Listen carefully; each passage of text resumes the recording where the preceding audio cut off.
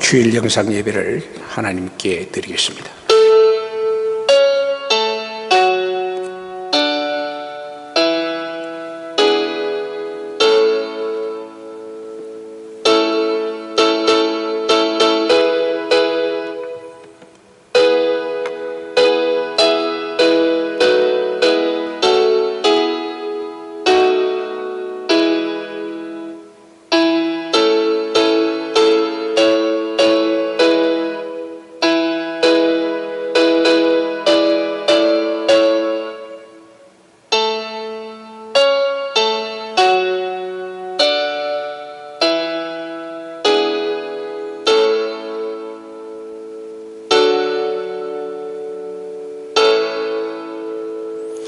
하나님의 영이시니 예배하는 자가 신령과 진정으로 예배할지니라. 아멘. 사도신경으로 신앙 고백드립니다. 전능하사 천지를 만드신 하나님 아버지를 내가 믿사오며 그 외아들 우리 주 예수 그리스도를 믿사오니 이는 성령으로 잉태하사 동정녀 마리아에게 나시고 본디오 빌라도에게 고난을 받으사 십자가에 못 박혀 죽으시고 장사한 지 사흘 만에 죽은 자 가운데서 다시 살아나시며 하늘에 오르사 전능하신 하나님 우편에 앉아 계시다가 저리로서 산자와 죽은 자를 심판하러 오시리라. 성령을 믿사오며 거룩한 공예와 성도가 서로 교통하는 것과 죄를 사하여 주시는 것과 몸이 다시 사는 것과 영원히 사는 것을 믿사옵나이다. 아멘. 기도하십시다. 고모신 아버지 하나님, 복된 성일 허락해 주시고 주일 예배를 드릴 수 있도록 은혜와 믿음을 허락해 주시니 감사하고 감사합니다. 우리의 드리는 예배를 하나님 연락해 주시고 특별히 가정에서 예배드리는 사랑하는 자녀들에게도 하나님의 놀라운 은혜가 예배를 통해 이루어질 수 있도록, 말씀을 통해 변화될 수 있도록 아버지 하나님 기뻐하는 귀한 예배가 될 수 있도록 성령님 인도해 주시기를 원합니다. 우리 교회와 사랑하는 성도님들을 하나님께 다 맡깁니다.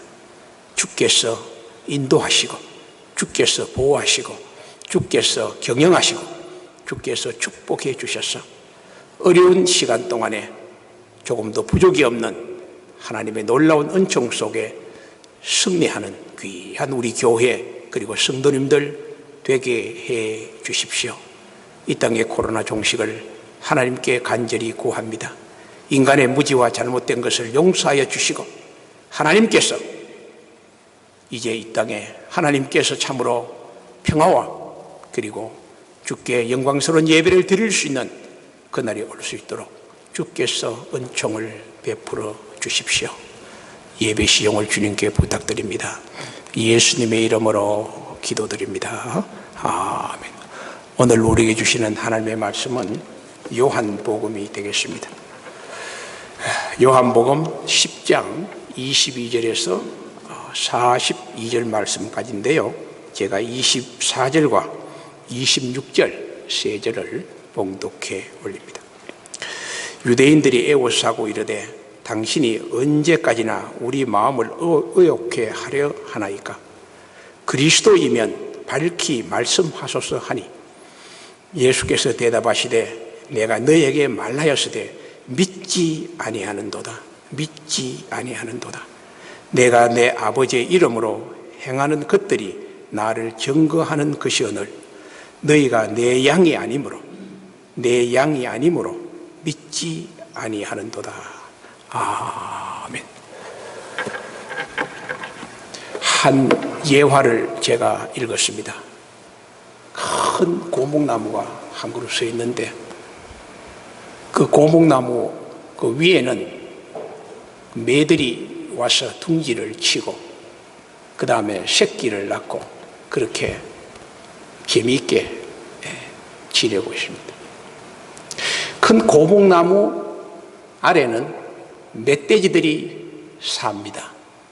역시 나무 밑에서 새끼를 낳고 행복하게 살아갑니다. 그 멧돼지들은 나무 위에서 매가 떨어뜨리는 나무 잎과 그리고 찌꺼기를 주워 먹으며 삽니다. 또 매는 멧돼지가 배설하는 배설물 속에서 그 찌꺼기를 또 먹이로 얻어서 먹고 지냅니다. 어떻게 보면은 이 매하고 이 멧돼지하고는 아주 공생 관계를 하면서 아주 사이좋게 잘 지내고 있습니다. 하루는 여우가 보니까 셈이 났습니다. 매하고 산돼지하고 너무 행복하게 지내니까 저거를 좀 이간시켜야 되겠다, 불신을 조성해야 되겠다, 그런 생각이 들어서 여우가 매에게 가서 말합니다. 야, 밑에 있는 저 산 멧돼지들이 너희 이 새끼들을 지금 잡아먹으려 하고 지금 호시탐탐 노리고 있어. 어떻게 하면 그 매 새끼들을 먹을 수 있느냐, 그를 연구하기 위해서 생각한 것이 나무를 밑둥지를 끌어서 나무가 넘어지면 그 새끼가 어떻게 됩니까? 떨어지죠. 그럼 잡아먹겠다는 거예요. 그런 식으로 이야기를 합니다. 매가 들어보니까 그럴듯하거든요. 가끔 나무가 막 흔들거리고 바람이 불 때 나무가 흔들거리잖아요. 그 바람에 의해서 흔드는 줄 모르고 밑둥지를 파서 이렇게 흔들리는 줄 그렇게 잘못 이해를 한 것이죠. 어쨌든 간에 매는 정신을 바짝 차립니다. 아, 이 잘못하다가 멧돼지에게 내 새끼 다 잃어버리겠다. 그래서 먹이를 찾으러 먼 곳으로 가지를 않습니다. 항상 그 나무 위에서 기다리고 지킵니다. 요 여우가 또 돼지한테 와서 뭐라 하냐? 야, 나무 위에 있는 저 매가 너 새끼 잡아먹으려고 눈을 부릅뜨고 호시탐탐 노리고 있어. 가끔 매들이 내려와서 먹이를 찾기 위해서 이렇게 부릅뜨고 살피는 것을 봤지. 봤다. 그래, 조심하라고. 자, 멧돼지도 걱정이 됩니다. 자기 새끼 걱정하죠. 그래서 먹이를 얻기 위해서 멀리 가지를 않습니다. 자, 매의 삶과 멧돼지의 삶은 어떻게 되어 갑니까? 먹이를 구하러 다들 나가야 먹이를 가져오는데 움직이지를 못하니까 걱정이 되어서 결국 매하고 멧돼지하고는 굶어 죽었다는 그런 우화의 예화입니다. 자, 우스운 이야기 같지만 우리 인간에게 매우 귀중한 교훈을 주고 있습니다. 이 서로 불신을 만들었잖아요. 이간하고 불신을 줬다는 거예요, 여우가. 그 결과, 불신의 결과는 실패하고 멸망으로 이끌었다. 그 다음에 이간을 조성하고 불신을 조성한 그런 일들을 우리가 영적인 눈으로 경계를 해야 돼요. 그리고 잘못된 정보, 어떤 이야기를 듣게 되면은 그것을 그대로 받아들이고 입으로 발설하는 어리석은 사람이 되지 말고 누가 정보를 주고 말을 하면 그것을 심사숙고해서 정보가 정확한 것인지 바른 이야기인지 잘 확인해 봐야 돼요. 그러고 난 다음에 내 입에서 말이 나와야 되는데 그래야지를 못하니까 뭐가 됩니까? 이 문제가 생긴다. 관계성에 문제가 발생하는 거 아닙니까? 이런 교훈을 우리에게 주는 것이다. 우리 성도들도 마찬가지입니다. 영적인 생활을 하고 믿음 생활을 하면서 특히 사탄이라는 악한 영은요, 이간과 불신의 명수예요. 어떻게 하든지 성도에 가서 무슨 말을 하고 이간하고 해서 흔드는 거예요. 마음을. 성도 사이에 이런 관계를 불편하게 만들고 그것이 교회에 연결되지요. 교회가 어려움을 당하는 거예요. 그럼 누가 좋아합니까? 사탄은 너무 좋아해. 자, 우리가 이런 것을 보면서 우리가 영적인 눈이 떠야 되고 성도들은 지혜가 필요합니다. 내 마음속에 불신이 생기고 이간의 말을 들으면 신중하게 그것을 기도하고 그것이 정확한 정보인지 들어봐야 될 거 아닙니까? 한쪽 귀 열리면은 한쪽 귀도 열려 있어야 돼. 다 이렇게 종합해서 결정해야 되는데 잘못 이야기하다 보면은 우리가 이간과 불신의 마귀에 조종을 당한다. 믿음의 세계 대단히 중요한 이야기입니다. 오늘 본문은요, 예수님하고 유대인들이 논쟁을 하는데요, 이들은 예수님이 무슨 말을 해도 믿지 않을 뿐 아니라 예수를 믿고자 하는 주위의 사람들에게 불신을 또 조장하는 거예요. 그리고 마지막에는 예수를 돌로 쳐 죽이려고 하는 그런 음흉한 마음을 가진 그 유대인들의 삶의 모습이 오늘 요한복음 10장 22절에서 44절 속에 이렇게 잘 나타나 있습니다. 자, 이 우리 본문을 통해서 우리는 왜 유대인들이 예수를 믿지 못하는가? 우리의 삶에 비춰서 왜 오늘날 많은 사람들이, 성도들이 예수를 바로 믿지 못하는가? 이런 우리가 주제를 가지고 생각해 볼 필요가 있다는 것이죠. 자, 유대인들이 예수를 믿지 못하는 그 이유는 본문에 보니까 그들의 그릇된 고정관념이 예수의 믿음을 방해했어요. 그릇된 고정관념. 여러분, 관념이란 말은 심리학적 용어죠. 사람의 생각과 표상을 우리가 관념이다, 그렇게 표현합니다. 고정관념은 뭐냐? 사람들의 설득에도 흔들리지를 않아요. 시대의 변화 속에서도 흔들리지 않고 오직 자기가 신뢰하는 것을, 흔들리지 않는 것을 고정관념이라 그래요. 근데 고정관념은 보석처럼 빛날 때가 있어요. 흔들리지 않는 관념. 그 반면에 그릇된 고정관념은 실패와 멸망을 이끄는 그런 일들이 비일비재한 것을 우리가 역사 속에 바라보게 됩니다. 그렇다면 보석같이 빛나는 고정관념은 무엇인가? 어떤 것이 있는가? 이해가 필요합니다. 멀리 볼 필요 없이 성경적으로 보면은 예수님은 우리의 구원자다. 그리고 예수를 믿고 구원을 얻는다. 성경의 진리예요. 여기에 대한 확고한 고정관념을 가진 사람은 믿음에 빛나는 보석을 갖고 있는 사람입니다. 흔들림이 없어. 누가 무슨 소리 해도.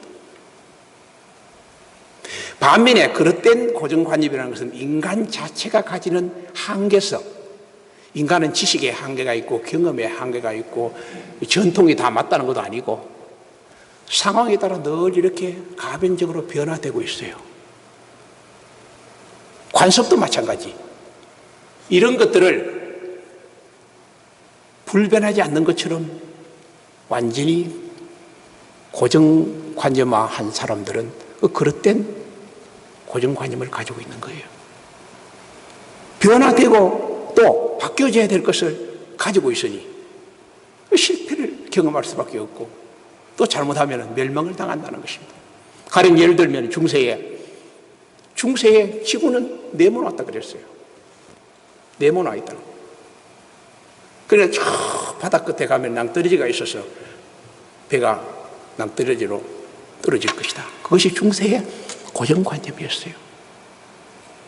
그런데 콜럼버스가 지리산을 발견하면서 지구는 둥글다는 것을 알게 됐어요. 그래서 이게 잘못된 우리의 고정관념이 그릇된 고정관념이구나. 이것이 대전환이 코페르니쿠스적인 대전환이 일어난 거예요. 지구가 네모난 것이라는 것에서 둥근다는 것에서 바뀌어진 거예요. 완전히. 그래서 잘못된 고정관념을 가지면은 어떻게 되겠습니까? 실패와 멸망을 할 수밖에 없어요. 고인 물이 왜 썩습니까? 물은 흘러야 돼요. 빛나는 고정관념 외에 그릇된 고정관념은 언제나 변하는 거예요. 그런 생각을 가져야 되는데 그것을 절대화시키다 보니까 자꾸 문제가 생겨요. 멸망을 한다. 자, 유대인들의 고정관념은 어떤 것이 있는가? 크게 세 가지가 있어요. 유대 관습의 고정관념이 있어요. 유대인들은 자기들을 가르치고 지도하는 놀라운 관습이 있는데 그게 뭐냐? 랍비들의 가르침이에요. 그리고 탈무드 같은 유대 전통이 있습니다. 이것을 철저하게 신봉하는 사람들이에요. 랍비들에 대한 여러 가지 이야기가 많지만 랍비라는 말은 나의 스승, 나의 주인 또는 율법사 그런 뜻이에요. 그러니까 나의 스승이고 나의 주인 되고 율법자 대신 그 스승님들의 이야기를 유대인들은 결코 잊지 않고 그들의 가르친 것을 관습화되어서 수백 년 동안 이렇게 수채져 내려오고 있다는 거예요. 다 가고 있어요. 대표적인 그 랍비들이 많아요. 근데 가장 유대인들이 존경하는 세 명의 랍비가 있어요. 힐렐 같은 사람도 있고 아키파, 그 다음에 벤자이카 이런 유명한 랍비들이 있는데 이 사람들의 그 공통점을 딱 보면요, 이 사람들은 열심히 일을 한 사람들이에요. 돈을 열심히 벌었다는 거예요. 돈 벌어야 뭐 있느냐? 배우는데 열정적인 사람이에요. 가령 힐렐 같은 사람은요, 로마 지배하에서 동전을 하루 몇 푼 벌면은 절반은 생활비로 쓰고 절반은 학교에 공부하는데 학비로 갖다 냅니다. 그날 돈을 벌지 못하는 날은 학비가 없어. 그러면 공부를 하기 위해서 어디 하느냐? 공부방 위에 지붕 위에 올라가서 방에 못 들어가니까 꿀떡에다 귀를 대고 공부를 듣는 그런 일화가 있죠.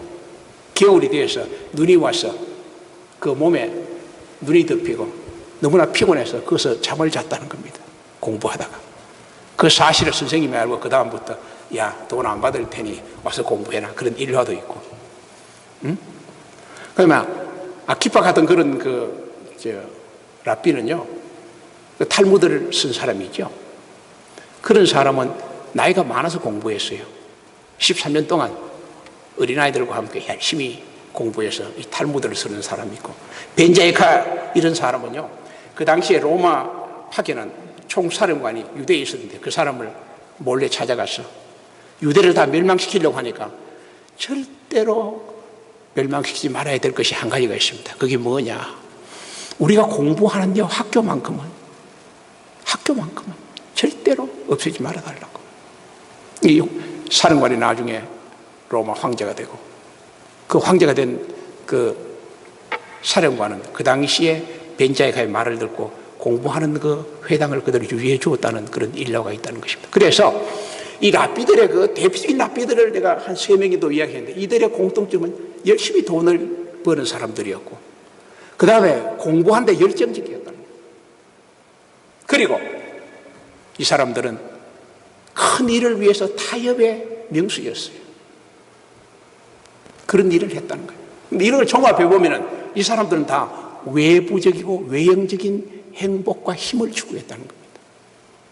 힘을 얻고 공부를 해서 힘을 얻고 돈을 벌어서 힘을 얻고 타협을 해서 우리가 얻을 것을 얻고 이런 외형적인 것을 통해서 행복을 추구했다는 거예요. 그러니까 외적인 곳에서 인사이드 내적으로 오는 행복을 추구한 사람들이 유대 랍비들의 생각이었다는 것이죠. 근데 예수님은 어떠냐? 정반대예요.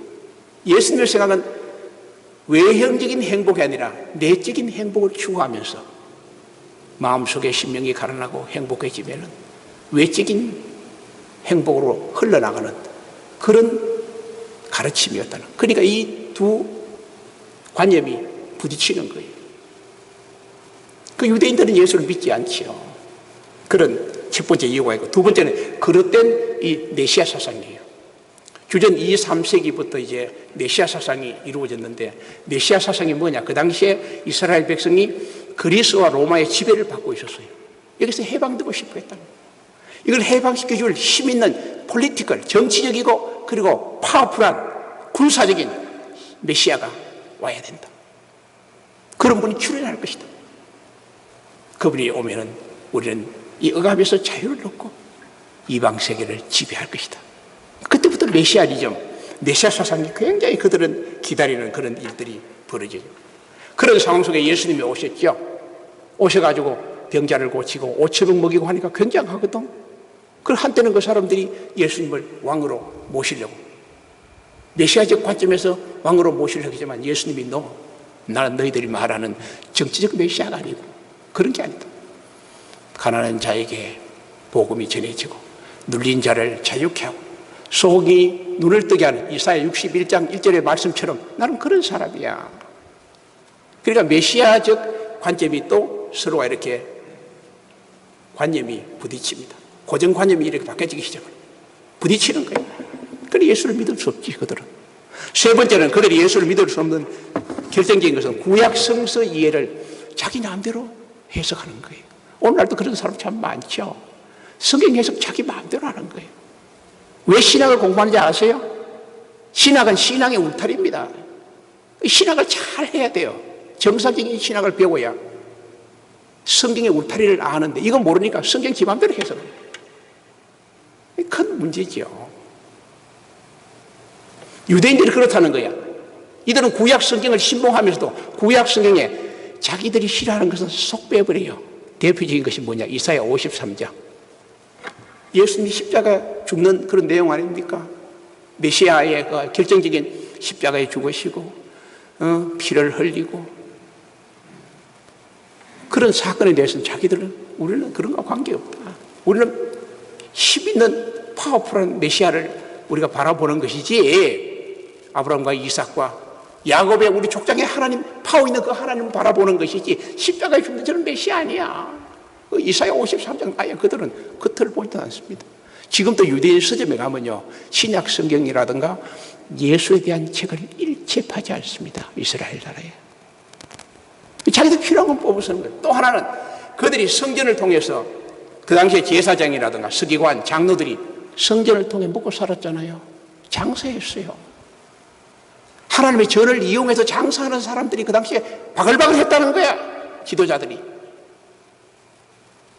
교회를 이용하는 것이죠. 사꾼들이죠. 오늘도 그런 사람들 많아요. 그거 하면 안 된다는 것이. 그런데 자기들의 밥그릇과 관계들은 관련 속에 예수님 와서 성전에 와서 채찍질하고 이 독사의 새끼들하고 장사하는 분들 쳐내고 하니까 어떻게 됩니까? 예수의 등장은 자기들하고 맞지 않아. 맞지 않아. 그래 그들은 현실적으로 예수를 받아들일 수 없는 그런 상황에 있는 거예요. 그럼에도 불구하고 이들의 마음속에는 갈등이 생기기 시작한 거예요. 그럼에도 불구하고 저 예수가 메시아 같기도 하고 아닌 것 같기도 하고. 왜냐 예수님이 놀라운 기적을 행하고 이적을 행하니까. 그리고 그들이 또 메시아를 기다리고 있으니까 갈등이 생기지 않겠습니까? 예를 들면 스데반을 돌로 쳐 죽인 유대인들이 스데반이 죽을 때 돌을 맞고 죽었는데 얼굴이 천사 같았어. 그 모습을 옆에서 바라본 사람이 사도 바울이었다는 겁니다. 이야, 어떻게 저럴 수가 있을까? 돌에 맞아 죽었는데 어떻게 얼굴이 천사 같을 수 있을까? 그의 갈등을 일으키고 다메섹으로 가던 사울이 예수를 만나는 거 아닙니까? 막 갈등이, 지금도 마찬가지야. 이들이 갈등이 일어나니까 뭐라고 이야기하느냐? 오늘 성경 24절에 그들의 답답한 심정을 고백합니다. 당신이 언제까지 우리 마음을 의욕해 하겠느냐? 그리스도이면 밝히 말해라. 당신이 언제까지 우리를 이렇게 혼란 속에 만드느냐? 당신이 그리스도 맞느냐? 이게 자기들의 마음속에 갈등을 표출하는 거예요. 그에 대해서 예수님이 뭐라고 했습니까? 오늘 본문의 25절을 보니까 내가 말해도 너가 믿지 않는다. 왜냐? 너희는 내 양이 아니기 때문에.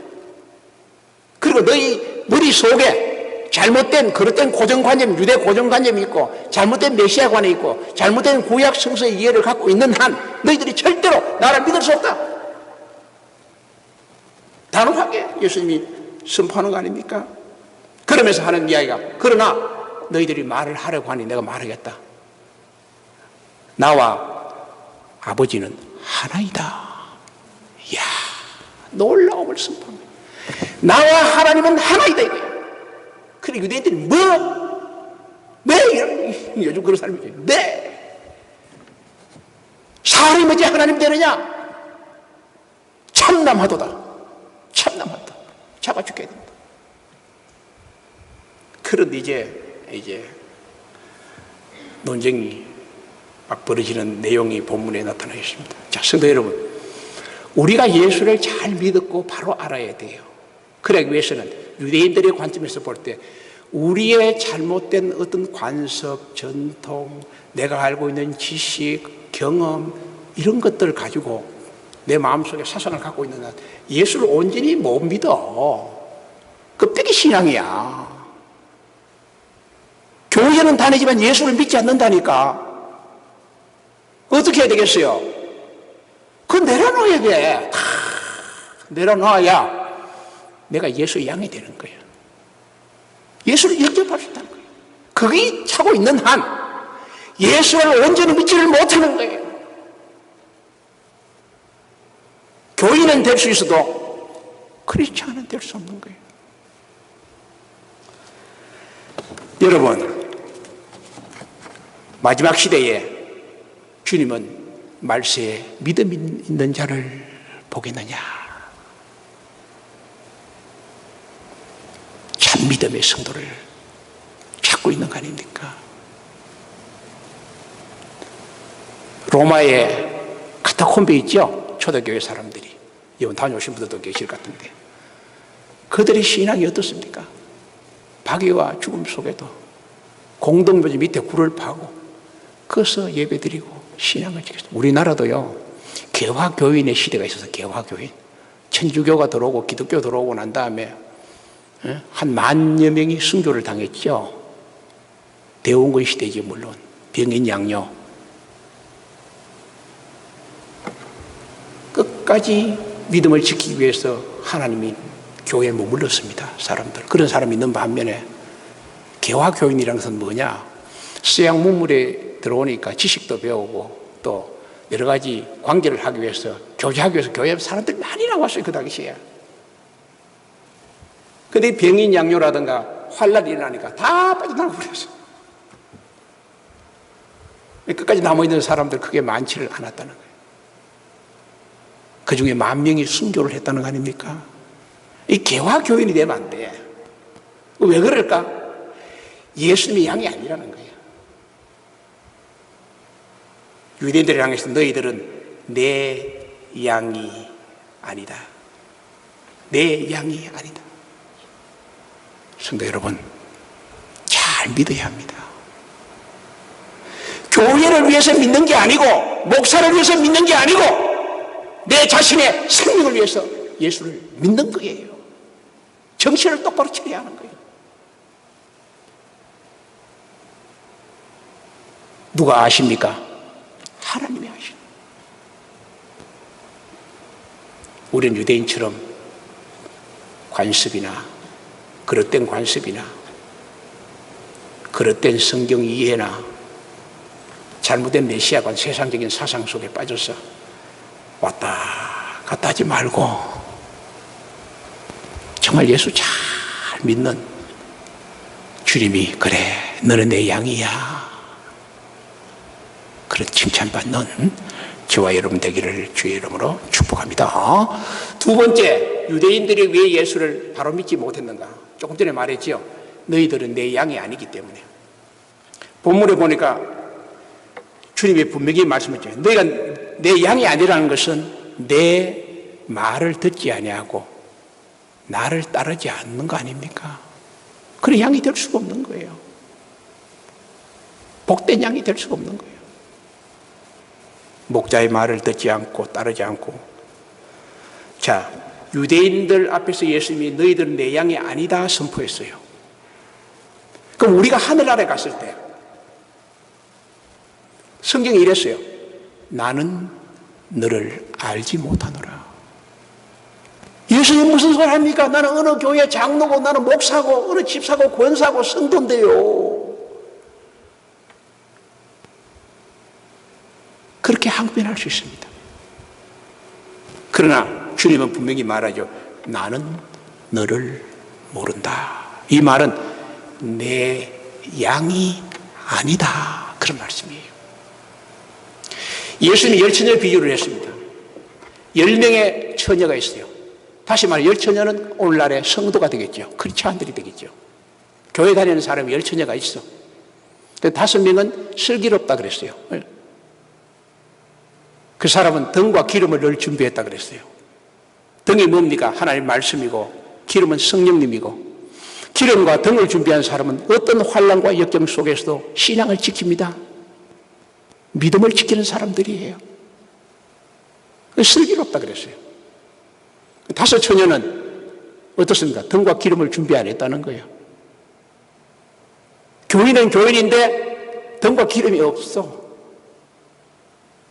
우리나라 개화교인 같은 사람들, 유대인 같은 그런 부류의 사람들이라는 거예요.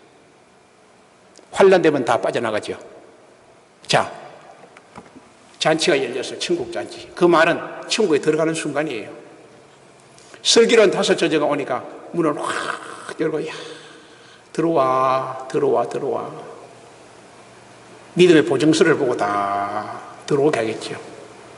그 사람들이 누굽니까? 너희는 내 양이다. 그리고 5사람이 들어오려고 하니까 스톱, 문 닫아보는 거예요. 막 문 두드리며 이를 갈며 밖에서 슬피 운다 그랬어요. 문이 닫혀버렸어요. 자, 예수님의 이 10처녀 비유 속에 우리는 슬기로운 5처녀가 되어야 한다. 5처녀가 되어야 한다. 저와 여러분들이 주 앞에 설 때에 어떻게 해야 됩니까? 주님, 내가 주님의 양이 맞습니까? 그런데 너는 내 양이야. 어서 와. 천국에서 우리 모든 성도님들 그런 행복한 감격의 환희를 맞는, 손에 손을 잡고 주님을 향해 감사와 찬양과 우리 신앙들이 주님 앞에 인정받는 그런 날이 이제 곧 올 겁니다. 우리는 주님의 양이 되도록 노력해야 됩니다. 목자 음성을 듣고 순종하고 따라가고 주의 절에 머물러 있고 주를 위해 헌신할 때 주님이 너는 내 양이야. 그럼 양을 주님이 어떻게 합니까? 양을 인도하잖아요. 이 땅에 살면서도 하늘나라 올 때까지 주님이 보호하고 인도합니다. 그게 우리의 은혜와 축복이에요. 삶에 하나님이 보호해 주시고 인도해 주시고 역사해 주시고 축복해 주시는 거 아닙니까? 저와 여러분들은 주님의 입술 속에서 너는 내 양이야, 이런 칭찬을 듣고 그리고 인정을 받는 저와 여러분 되기를 다시 한번 주의 이름으로 축복합니다. 마지막으로 주님이요 28절과 29절에 보니까 영생에 대한 보증을 했어요. 너는 하늘나라에 들어오는데 그 영생은 누구도 뺏어갈 수 없다. 영생은 누가 준 거냐? 나를 보내신 하나님이 보증해 주신 것이고 내가 보증한 것이다. 그럼 어느 누구도 너 손에서 이 영생, 영원한 생명을 뺏어갈 사람이 없다. 하나님의 자녀라는 신분을 뺏어갈 수가 없다는 거예요. 사탄이 못 뺏어가, 악한 영이 못 뺏어가, 세상의 물질과 권력과 힘이 그것을 뺏어갈 수가 없다는 거예요. 왜냐? 전능하신 하나님이 보증서를 했기 때문에, 보증을 했기 때문에. 이런 분들은 행복한 죽음을 맞습니다. 왜냐? 죽음이 두렵지 않거든. 죽는 순간 하늘문이 열리고 내가 갈 곳을 하나님 보여주시니까 얼마나 행복합니까? 죽음에 두려움이 없어.